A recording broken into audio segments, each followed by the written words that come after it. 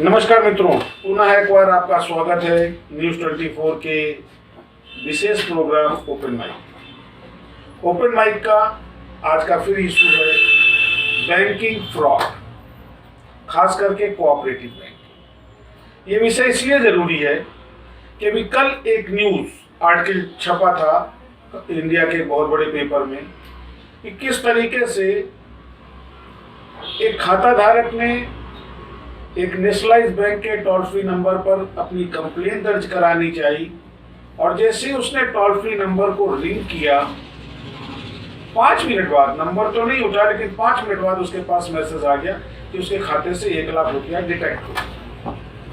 बड़ी हंसी आती है इन नीति निर्माताओं पर, तथाकथित नीति आयोग के बड़े बड़े अर्थशास्त्रियों पर।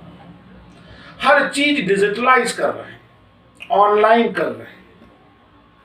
मित्रों, हाथ में स्मार्टफोन आने से आदमी स्मार्ट नहीं होता। क्या भारत के ये नीति निर्माता IRS, IAS ये भूल गए हैं कि आंकड़ेबाजी में साक्षरता बढ़ाने में और व्यवहारिकता में साक्षरता लाने में बड़ा अंतर है।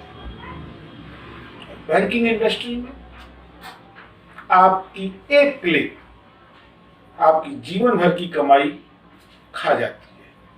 परंतु कोऑपरेटिव सेक्टर में तो एक संगठित अपराध हो रहा है जिसको संरक्षण दे रहा है भारत का भारतीय रिजर्व बैंक।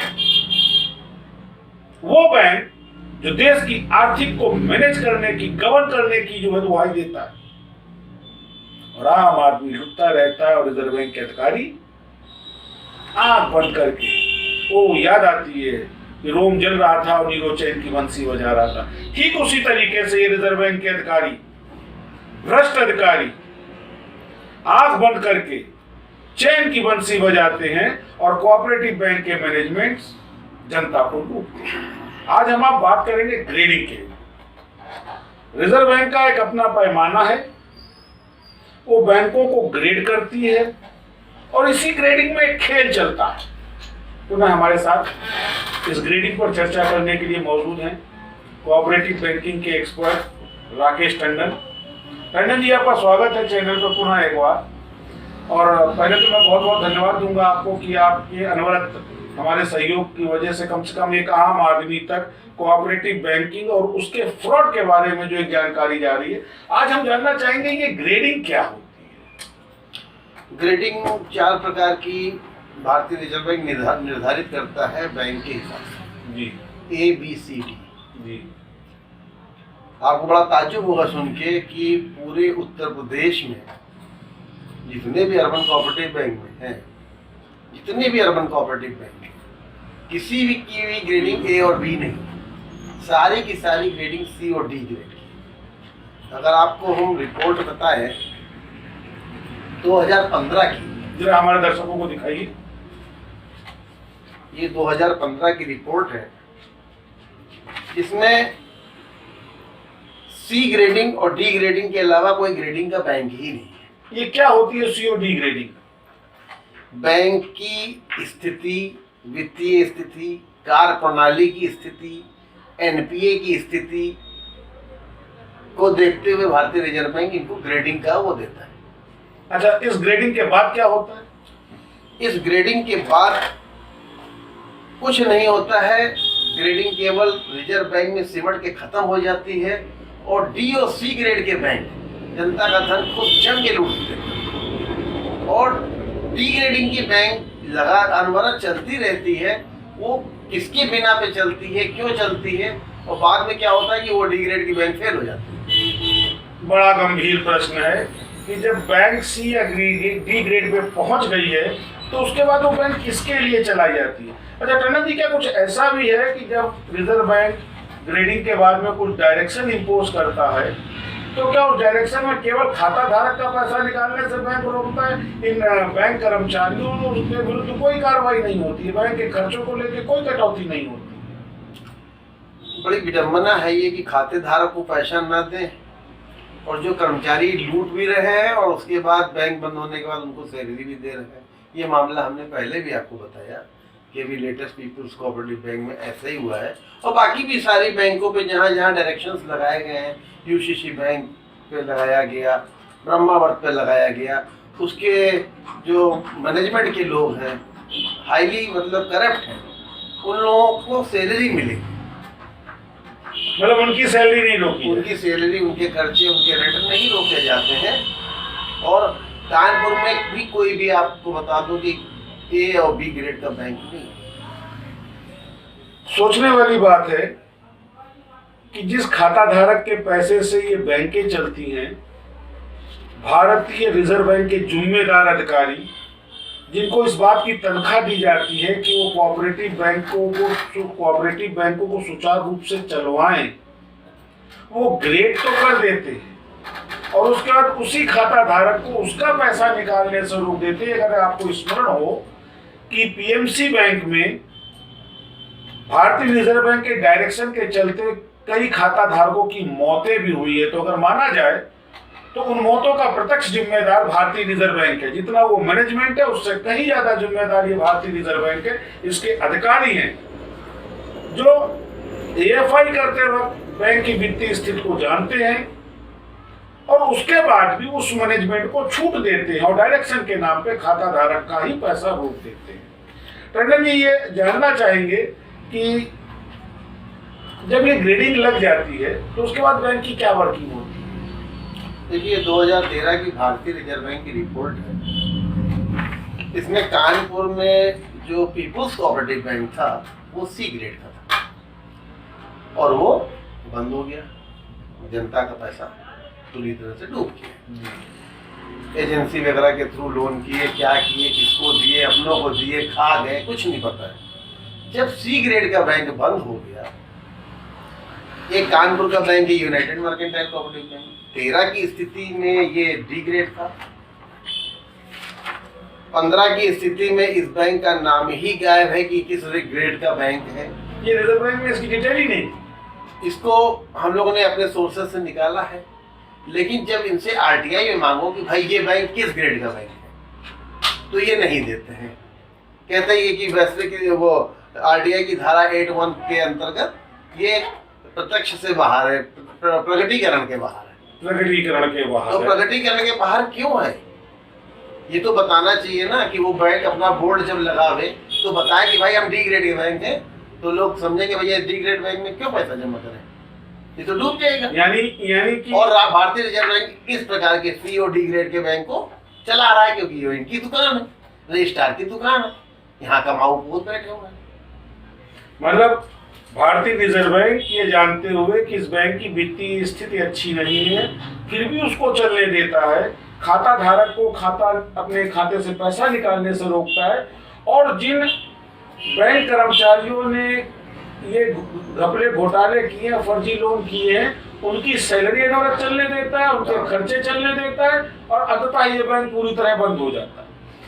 पर प्रश्न एक ये उठता है कि क्या हिंदुस्तान के आम आदमी को 2 पैसे भी जो उसकी जीविकोपार्जन से जो उसने अर्जित किए हैं, क्या वो कमाई को किसी भी बैंक में सुरक्षित रखने से पहले क्या ये जानने का संवैधानिक और नैतिक अधिकार नहीं है कि जिस बैंक में वो पैसा जमा कर रहा है उसकी ग्रेड क्या है? क्यों छुपाता है भारतीय रिजर्व बैंक? एक बड़ा गंभीर प्रश्न है भारतीय रिजर्व बैंक की निष्ठा के ऊपर और उसकी विश्वसनीयता के ऊपर। गवर्नर रिजर्व बैंक को सोचना चाहिए कि उसके एक अधिकारी जिस तरह इस कोऑपरेटिव बैंक घोटालों को संरक्षण दे रहे हैं, जिस तरीके से सूचनाएं छुपा रहे हैं, वो कहीं ना कहीं भारतीय रिजर्व बैंक की विश्वसनीयता को संदिग्ध करता है।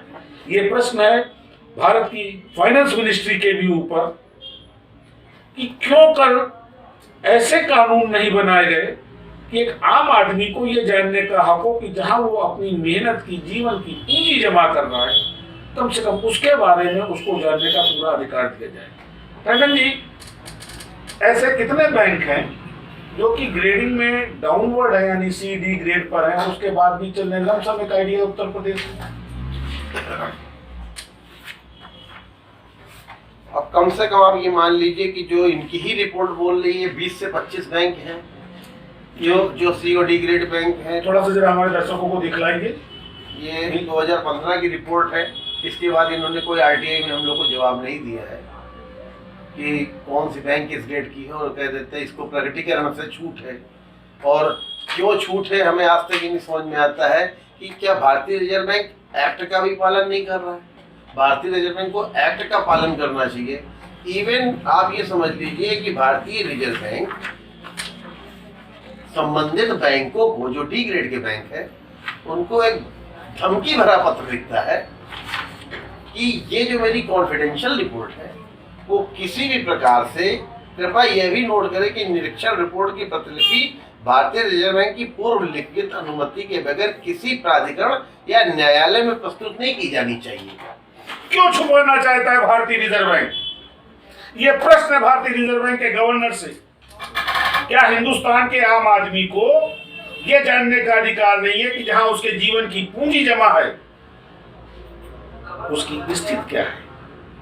ऐसे ही घोटाले होते और ऐसे ही लुटाता पीएमसी इसी भारतीय रिजर्व बैंक के अधिकारियों के बिना पर। और ऐसे ही बंधु में हैं उत्तर प्रदेश के, चाहे वो इंडियन मर्केंटाइल कोऑपरेटिव बैंक हो, चाहे यूनाइटेड कमर्शियल कोऑपरेटिव बैंक हो, चाहे वो ब्रह्मावर्त कमर्शियल बैंक हो। भारतीय रिजर्व बैंक का ये कहना कि उसकी रिपोर्ट को सार्वजनिक न किया जाए, भारतीय रिजर्व बैंक का, जैसा टंडन जी बता रहे हैं, ये आरोप कि आरटीआई में उसको प्रकट नहीं करेंगे, ये इन भ्रष्टाचार घोटालों को छुपाने की कहीं साजिश तो नहीं। एक सवाल भारत के वित्त मंत्रालय से, एक सवाल भारतीय रिजर्व बैंक के गवर्नर से, एक सवाल भारत की बैंकिंग व्यवस्था पर। टंडन जी, यूसीसी बैंक में क्या हुआ था? यूसीसी बैंक में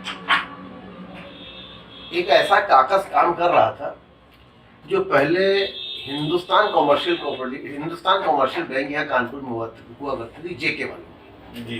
उसमें से 3 कर्मचारी निकाले गए, वहां से हटाया गया। जब वो पीएनबी में मर्ज हुआ तो पीएनबी ने कहा कि भाई आप मुझे ब्लैक लिस्टेड लोगों को नहीं रखना। कौन कौन वो 3 लोग थे?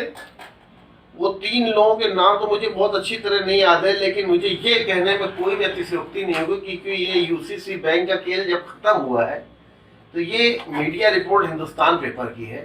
ये बोलती है कि यूसीसी बैंक के सचिव प्रदीप साहब पहले हिंदुस्तान कमर्शियल बैंक में क्लर्क थे, बाद में हिंदुस्तान कमर्शियल बैंक का विलय पंजाब नेशनल बैंक में हो गया। पीएनबी प्रबंधक ने प्रदीप सहित 3 कर्मचारियों को पीएनबी में ज्वाइन नहीं करने दिया। उसके बाद भारतीय रिजर्व बैंक ने इनको लाइसेंस दे दिया। बड़ा गंभीर प्रश्न भारतीय रिजर्व बैंक की विश्वसनीयता पर, उसकी ईमानदारी पर, कि जिस क्लर्क ग्रेड आदमी को विलय के बाद दूसरी नेशनलाइज बैंक अपने यहाँ नौकरी नहीं देती है, उसको भारतीय रिजर्व बैंक बड़ी सरलता और सुगमता से अपनी बैंकिंग के लिए लाइसेंस देता है। मित्रों, समझना पड़ेगा हिंदुस्तान के आम आदमी को कि भारतीय रिजर्व बैंक कितना विश्वसनीय संगठन है। ये वही व्यवस्था बनाता है जिसमें कि आम आदमी फंसता है भारतीय रिजर्व बैंक के नाम के विश्वास पर, और उसके बाद में इन कोऑपरेटिव बैंक से उसका पैसा डूबता है और कोई कार्रवाई नहीं होती है, ना तो उन घोटालेबाज अधिकारियों पर, ना उनको संरक्षण करने वाले भारतीय रिजर्व बैंक के यूबीडी सेक्शन के अधिकारियों पर। ये क्या हो रहा है हिंदुस्तान में? क्या इसी तरीके से भारतीय रिजर्व बैंक हिंदुस्तान के आम आदमी का पैसा कोऑपरेटिव बैंकों के माध्यम से लुटवाता रहेगा? एक गंभीर प्रश्न, और इस विषय पर हम लोग पुनः चर्चा आगे करेंगे। एक सवाल के साथ आपको छोड़ के जा रहा हूं कि क्या भारतीय रिजर्व बैंक इन आरोपों के बाद विश्वसनीय रहता है? पुनः आपसे मुलाकात होगी अगले सत्र में। आप हमारा चैनल सब्सक्राइब करें और हमें लाइक करें। टंडन जी, पुनः हम आपको कष्ट देंगे इस संगठित अपराध और घोटालों को लेकर के नए प्रकटीकरण के लिए। धन्यवाद।